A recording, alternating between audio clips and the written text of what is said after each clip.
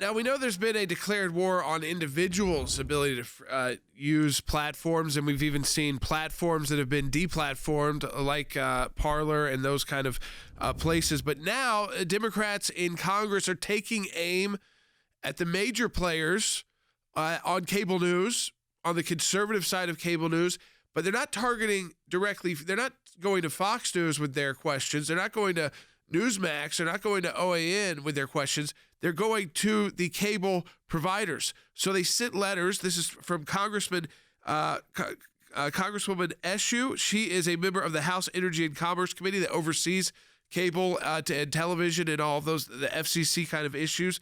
And Congressman Jerry McNerney, both from California, both on the Commerce Committee, House Energy and Commerce Committee. They sent these letters to the CEOs of AT&T, Verizon, Roku, Amazon, Apple, Comcast, Charter, Dish, Cox, Altus, Alphabet, which is Google, and Hulu. The final question, let me just start with their final question. They actually sent 7 questions they want answered from these CEOs. And the final question is this: are you planning to continue carrying Fox News, Newsmax, and OAN on your platform, both now and beyond any contract renewal date?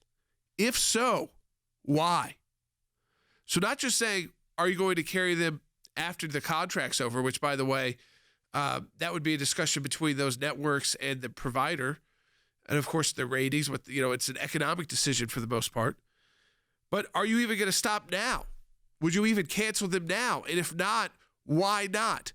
This has gone to all the major cable. They want to take off Fox News. They want to take off Newsmax. They want to take off OAN from the airwaves so that you cannot access them through your cable. And they're trying to pressure CEOs of cable companies to do the dirty work for them. Not to make an economic decision, but to make a decision because of political pressure. This is extremely troubling, to try and silence an entire viewpoint. By the way, there's a lot of difference between Fox News and Newsmax and OAN. I mean, it's a very broad spectrum there to try and include all those three together. But what you see they're trying to do is take out any conservative voices from your choice. It's just a choice you have on television. Now, Thad, I want to go right to you. Thad been in Washington, D.C., because, Thad, these are long-term members of the House Energy and Commerce Committee. They have oversight. There's some flux at the FCC right now because there's an acting commissioner. The Republican commissioners have said this is outrageous. That's great, but it's Joe Biden who could ultimately nominate the permanent member here. Yeah, first of all, let me comment on just how significant these members are. Anna Eshoo, Jordan, she's the most senior member of that committee. Now, she's not the chairman, but she's got the most seniority inside the party. So she knows better than this, Jordan. Look, the government does not get to be the arbiter of what is fact and what is disinformation, and the government cannot be in the business of content decisions. Those decisions are made by businesses at the direction of people, of consumers who make their own choices about what information to take in.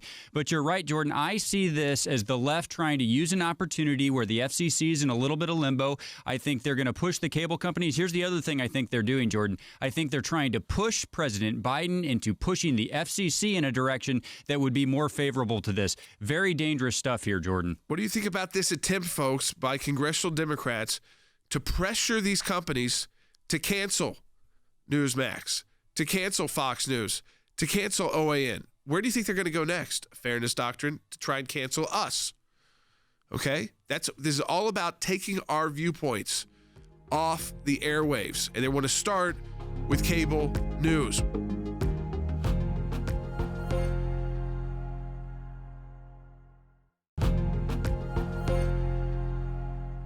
All right, folks, I've got all the letters right here to the various cable company CEOs. So, when you're talking about AT&T, you're also talking about DirecTV.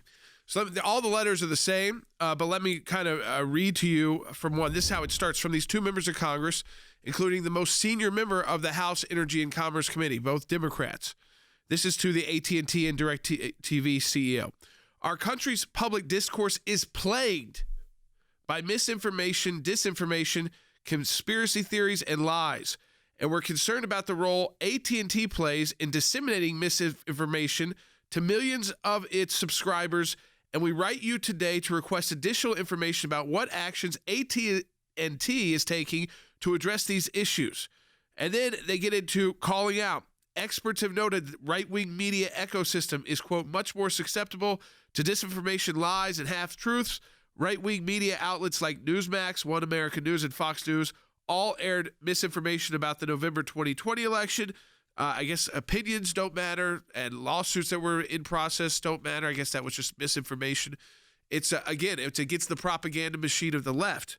These same networks have been key vectors of spreading misinformation related to the pandemic.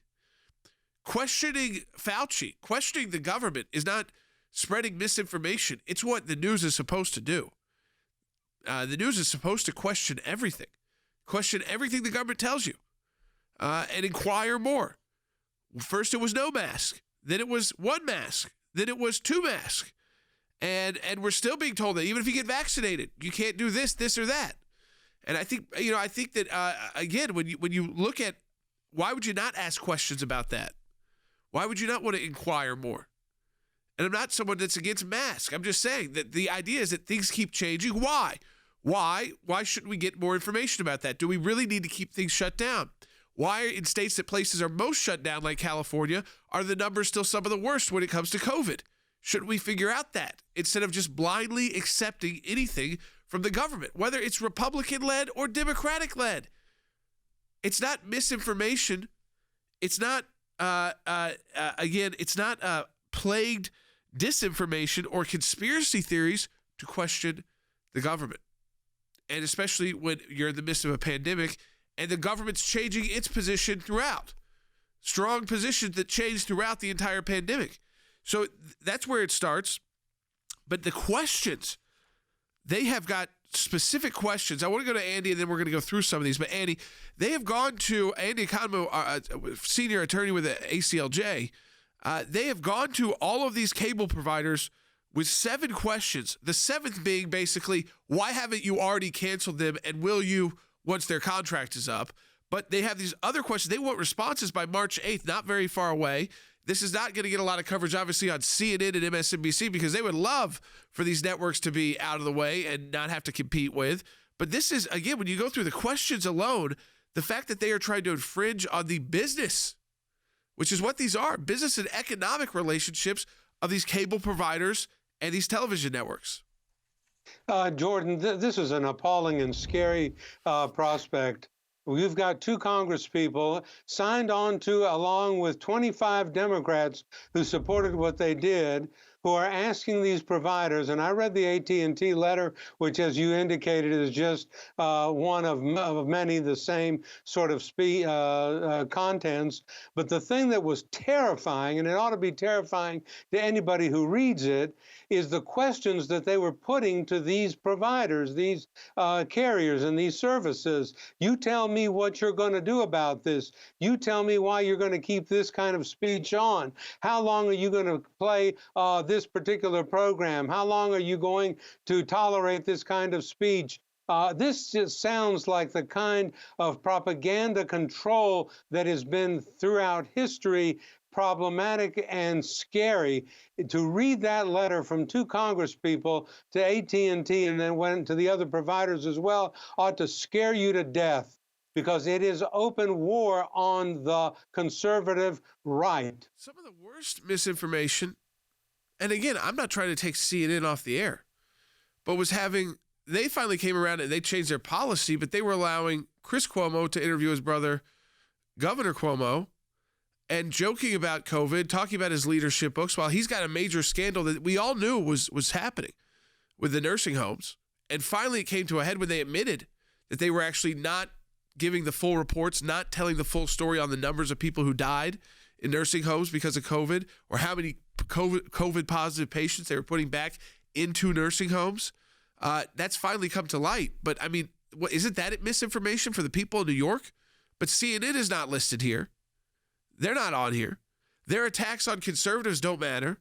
Their attacks, and I'm not talking about just what happened on January 6th, but that's where this letter tries to build off of. So it starts with, I'll read question 1, then we'll take callers, because there's 7 questions here that they want the cable providers to answer.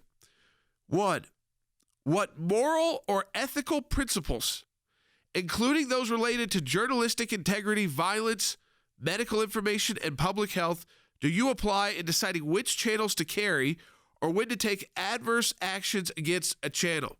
Now, I want to take calls on this, but Than, that is so absurd with the garbage that you can find on cable. I mean, I'm not trying to protect these cable companies and say they're all great and wonderful, but it's a business. And the amount of extreme violence you can find on, basic cable and on some of the subscription networks like HBO and others, I mean, it's extreme violence. They talk about violence here. They're talking about cable news, which, again, it's a news broadcast. It is not a television show with violence, sex, and drugs. Sure, and Jordan, it's the American people, it's the consumer who need to have the authority here, the power here to, if programming content is not meeting needs or if it's falling short of some standard that the consumer can identify, they can walk away, Jordan. That has to drive these decision making. The idea that power would be usurped by Washington, D.C., Jordan, that's a very frightening move, because what you're talking about today, that's bad enough. But once that power sits in Washington, D.C., then Washington, D.C. has the ability to determine what you and I, what people all across this country, what information they receive. And Jordan, I just wanted to point one other thing out as well.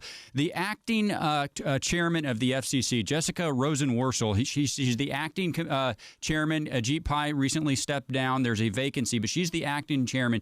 Jordan, previously, when leftist organizations have come under some fire for some of the examples that you put out, she said this. She said, I don't think that the government should be in the business of substituting its judgment for programming licensees.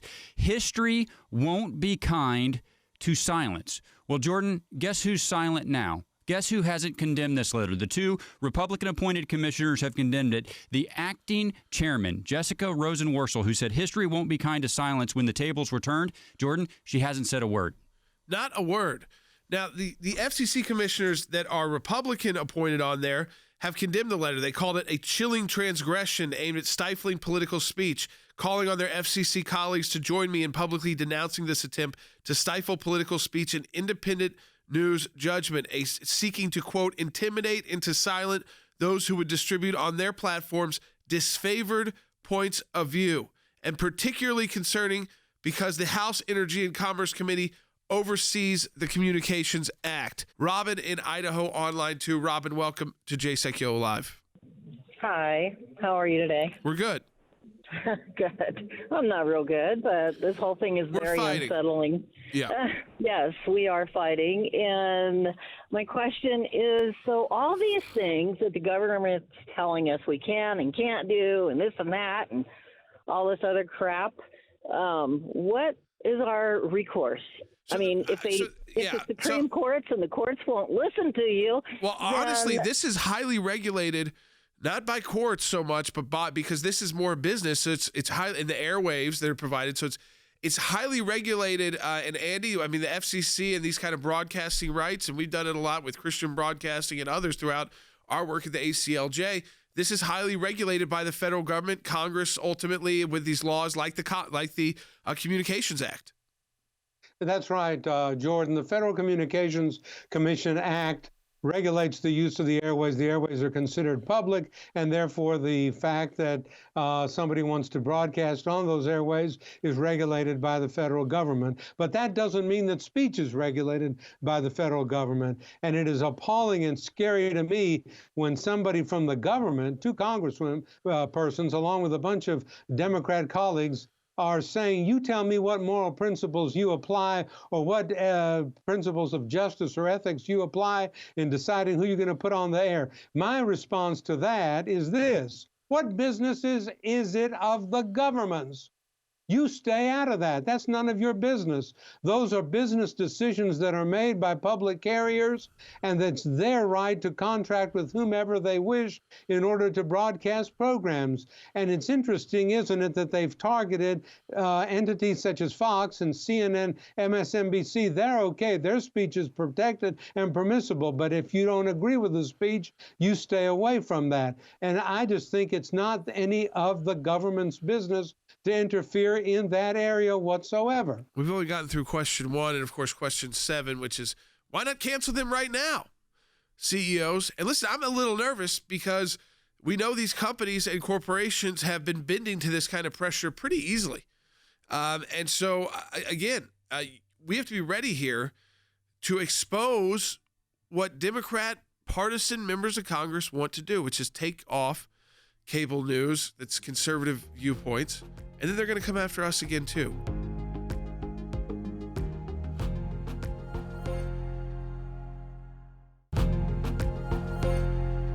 All right, welcome back to Sekulow. We are taking your phone call. So here's what we've got. You've got these two Democrat members of Congress. They've sent this letter to 14. Is it 14 different cable providers? I think it's something. It's basically every cable provider, even some of the ones that are kind of like Hulu, like the on-demand services, Alphabet through Google. When it's AT&T, that also involves DirecTV, Charter, which it's got some different names, Comcast, which also goes under like Xfinity, depending on where you are. But here's their second question they are asking these CEOs and companies to answer. Do you require through contracts or otherwise that the channels you carry abide by any content guidelines? If so, please provide a copy of the guidance. Than, they have to abide by the law. And the law actually sets out what can be. Now, the news can show bad things that are happening. They usually warn people actually before, because if children are in the room, they usually do. If there's some kind of breaking news, there's been an accident or some horrific event. But they're allowed to report on those things that are newsworthy. If a plane issue, like we saw again last weekend, or if it's over the weekend, or if it's Tiger Woods and the car crash and the scenes from that. And again, we pray for his speedy recovery. Glad he survived that with serious injuries. But I mean, just as an example, they all went to that yesterday, like full time. But they do have to abide by certain rules. There are things they can do during the day that they can't do at night. And they can do different things at night. And it can be a little bit more geared towards adults and not have to worry as much about children watching. And it's different if you're a broadcaster versus a cable outlet versus something like HBO that you've got to pay extra for. So, I mean, there's all these rules already in place. So they know the guidelines for these networks already. Congress set them. Right, and those guidelines have to apply across the board when it comes to graphic material or material not suitable for children. It has to apply across the board, not just to the cable network providers that are mentioned in this letter. But here's the truth, Jordan. It's not that type of content that these congresswomen are going for. They might use that as the guide. They're actually going for viewpoint content that they disagree with. So it's not something that might be offensive to children. It's an idea or a perspective or a worldview that might not match with theirs. And Jordan, the federal government, by very definition of the way we set up our country, is not entitled to engage in that kind of viewpoint filtering. We're rooted in a system where, ideas that I viscerally disagree with, ideas that you strongly disagree with, those are free to be put out in the public sphere, and you have to compete in the marketplace of ideas. So this idea that these two members of Congress have now flipped that on their head and say that they believe that these providers should only put out viewpoints that they agree with, Jordan, that's what they're targeting. They're not trying to protect your children from graphic content. They're trying to protect their children from ideas that they disagree with. The reason why like a Newsmax is on, along with the Fox News, along with the MSNBC, CNN in the middle, and then you got the OANs of the world too, is because there is a market for it. And some of those networks like Newsmax and OAN are not as widely available as a Fox News, depending on where you live and who your cable provider is. Sometimes you have to add it on as a bonus, different kind of package, or it's not included in base packages or business packages. But we have a very interesting question coming in through Facebook, and it's, I don't have cable, but are they targeting streaming apps? They are. Amazon, Apple, and Hulu, and Alphabet, which is Google, are all received this letter. Netflix, I guess, did not, but they don't carry live television, so they don't carry cable news. Those others do. And by the way, when you talk about a company like AT&T, they have DirecTV, they have Universe in that as well. So the App Store in Apple, which does have all of course, these different news outlets that are available to you streaming live, some which are not even on cable, that are not maybe under the FCC's regulatory reach. But again, let's go to question number 3. Andy, this one is really interesting. How many of your subscribers tuned in to Fox News, Newsmax, OAN? And this is, again, the letter to AT&T, but it went to all of them. For each of the 4 weeks preceding the November 3rd elections and the January 6, 2021 attack on the U.S. Capitol, Please specify the number of subscribers that tuned in to each channel. That is chilling. I mean, that tells you all you need to know, Jordan. That tells it all in a nutshell. I want the numbers. I want the lists. I want the numbers of people who tuned in to these conservative stations. I want to know how many people watch them. I want to be able to gauge and to follow that and to pursue that and to see exactly how many people from the conservative side looked at those kinds of programs and followed those kinds of programs. That should scare us to death. Those are the kinds of Schindler's Lists that we read about in Nazi Germany. Those are the kinds of things that we read about in Central Europe in the days preceding and following the outbreak of the Second World War. I don't want to be on any list, and I don't want anyone to give any numbers that I may be a part of to any government agency. It's none of the government's business. I mean, the idea here, and the second question goes back to the fourth question goes, what steps did you take prior to, on, and following the November 3rd elections and the January 6th attacks to monitor, respond to, and reduce the spread of disinformation, including encouragement or incitement of violence? Where was that on any of these channels? Incitement of violence. Because, by the way, law enforcement would then be involved, and they would be violating FCC rules. It wouldn't have to be that a cable company had to do anything. It would be that the government could actually step in if you were inciting violence on your network. By channels your company disseminates to millions of Americans. Describe each step that you took and when it was taken. I mean, Than, they should not respond to this. Now, if they were gutsy, if they were the big corporate companies that they are, they would not even respond to these two members of Congress. But I get nervous because I know who's running these companies and the kind of pressure they're under from progressives.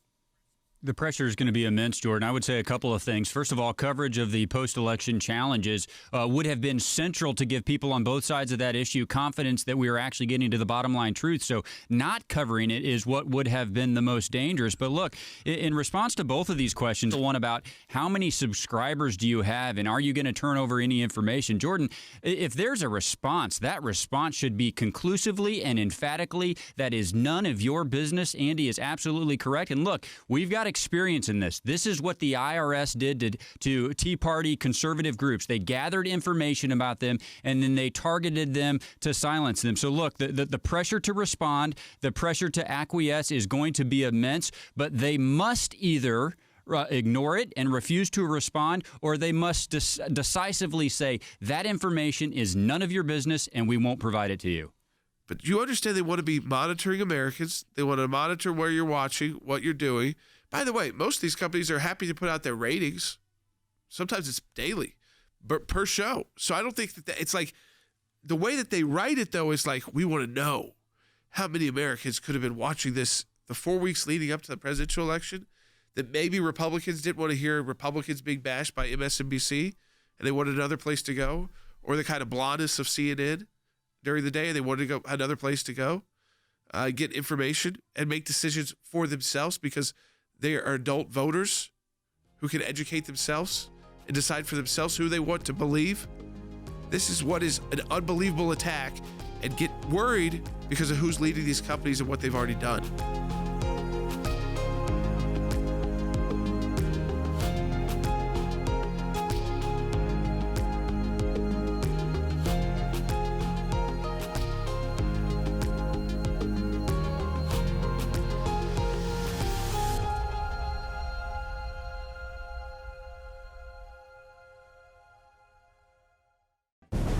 It is a critical time for our nation, and the American Center for Law and Justice is on the front lines, defending life and liberty, engaging the issues that matter most to you and your family.